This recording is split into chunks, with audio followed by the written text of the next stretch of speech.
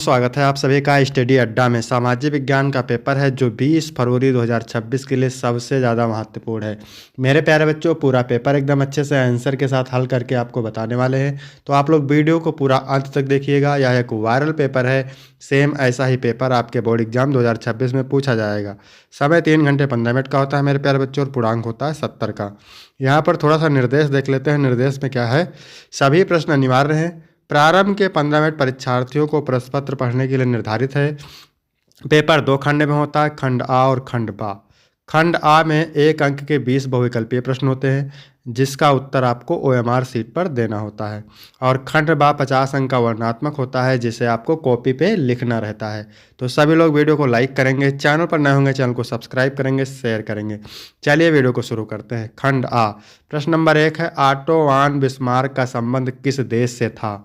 Italy से था, Germany से था, फ्रांस से था, ब्रिटेन से था? तो इसका राइट आंसर हो जाएगा बी, जर्मनी। ऑटो वान बिस्मार्क का संबंध था जर्मनी से।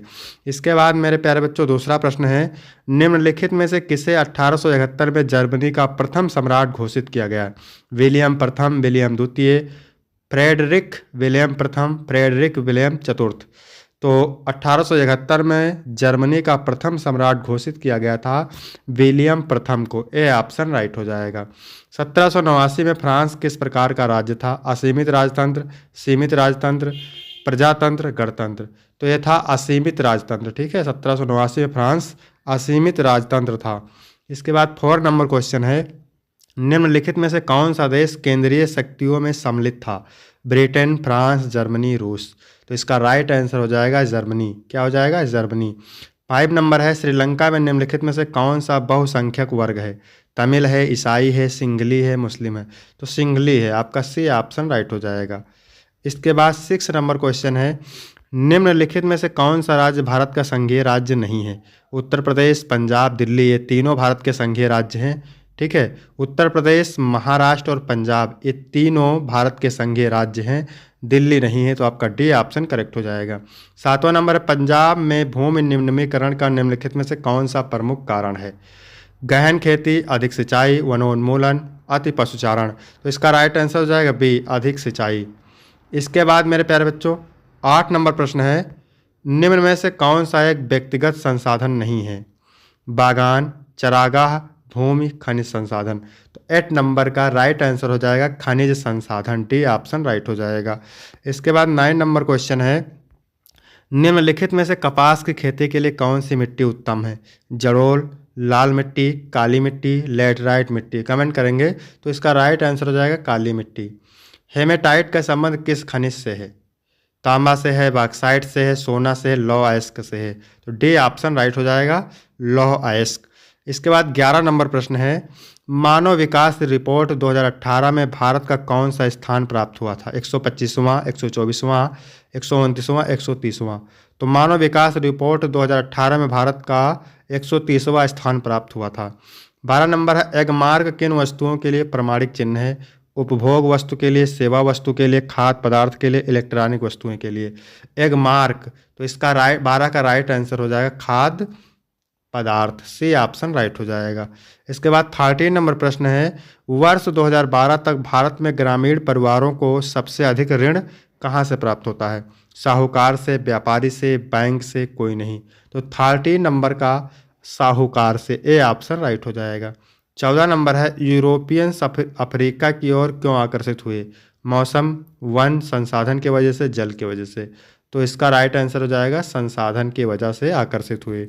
इसके बाद 15 नंबर क्वेश्चन है, पेशावर में सविनय अवज्ञा आंदोलन का नेतृत्व किसने किया था? मोहम्मद अली, सरदार सिंह, खान अब्दुल गफ्फार सिंह, मौलाना अबुल कलाम आज़ाद?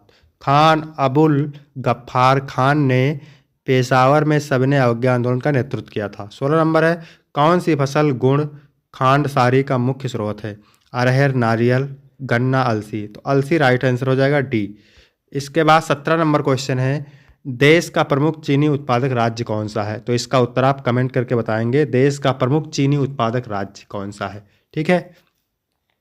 इसके बाद में 18 नंबर क्वेश्चन है, नई जलोढ़ मिट्टी को कहते हैं खादर, बांगर या फिर दोनों में से कोई नहीं? तो इसको क्या कहते हैं? तो इसको कहते हैं मेरे प्यारे बच्चों खादर और बांगर। तो यहाँ पर दोनों सही हो जाएगा, सी ऑप्शन राइट हो जाएगा। 19 नंबर है, भारत के भौगोलिक क्षेत्र में कितना प्रतिशत भू क्षेत्र पठार है? 47%, 37%, 27%, 17%। तो इसका राइट आंसर हो जाएगा 27%। इसके बाद मेरे प्यारे बच्चों 20 नंबर प्रश्न है, भारत में कितने प्रतिशत लोगों की मातृभाषा हिंदी है? 43.63। तो यहाँ पर 40 यानी बी ऑप्शन राइट हो जाएगा। इसके बाद मेरे प्यारे बच्चों खंड व वर्णनात्मक फर्स्ट है। निम्न प्रश्नों के उत्तर प्रत्येक लगभग 80 शब्दों में देना है। प्रश्न नंबर 1 है, वैश्वीकरण ने किस प्रकार राष्ट्रीय कंपनियों को बहुराष्ट्रीय कंपनियों के रूप में उभरने योग्य बनाया? 4 अंक का है। अथवा प्रौद्योगिकी ने वैश्वीकरण की प्रक्रिया को किस प्रकार उत्प्रेरित किया है? उदाहरणों सहित स्पष्ट कीजिए। तो मोस्ट इंपॉर्टेंट है मेरे प्यारे बच्चों, इसको तैयार करेंगे।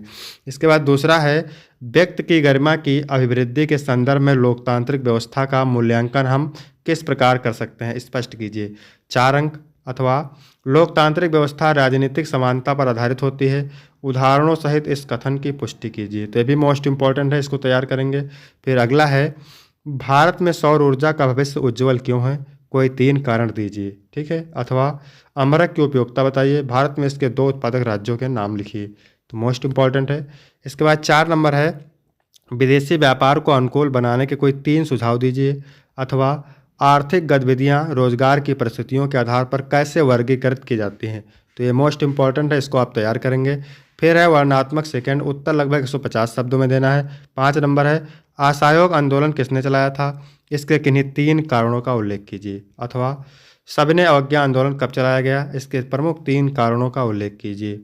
इसके बाद है 6 नंबर क्वेश्चन, क्या कह रहा है?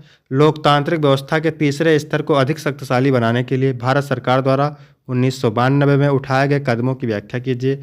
अथवा आधुनिक भारत में जाति और जाति व्यवस्था में आए बदलावों का वर्णन कीजिए।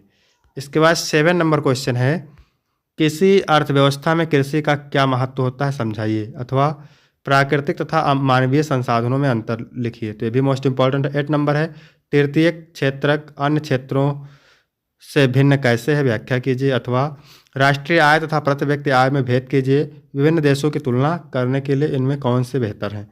इसके बाद मेरे प्यारे बच्चों मानचित्र संबंधी प्रश्न है। 9 का ए, निम्नलिखित स्थानों को भारत के मानचित्र में चिन्ह से दर्शाइए, सही नाम तथा सही स्थान अंकन करने के लिए 1/2 1/2 अंक निर्धारित है। ठीक है। वह स्थान जहां 1927 में कांग्रेस ने अपना अधिवेशन किया था, वह स्थान जहां महात्मा गांधी ने अपना सविनय अवज्ञा आंदोलन चलाया, वह स्थान जहां कांग्रेस ने अपना कांग्रेस अधिवेशन 1929 में किया था, वह स्थान जहां नील की खेती वाले किसानों ने सत्याग्रह किया था, वह स्थान जहां जलियांवाला बाग कांड हुआ। इसके बाद यहाँ पर बी दिया हुआ है, निम्नलिखित को भारत के दिए गए मानचित्र में दर्शाइए। टिहरी बांध चिन्ह द्वारा नाम सहित, अमरक उत्पादन का एक क्षेत्र चिन्ह द्वारा नाम सहित, आणविक ऊर्जा का एक क्षेत्र चिन्ह द्वारा नाम सहित, ताप्ती नदी चिन्ह द्वारा नाम सहित, प्रयागराज नगर चिन्ह द्वारा नाम सहित। तो वीडियो कैसा लगा मेरे प्यारे बच्चों? वीडियो अच्छा लगा हो तो वीडियो को लाइक करेंगे, चैनल को सब्सक्राइब करेंगे। फिर मिलते हैं आपको अगले वीडियो में, तब तक के लिए जय हिंद, जय भारत।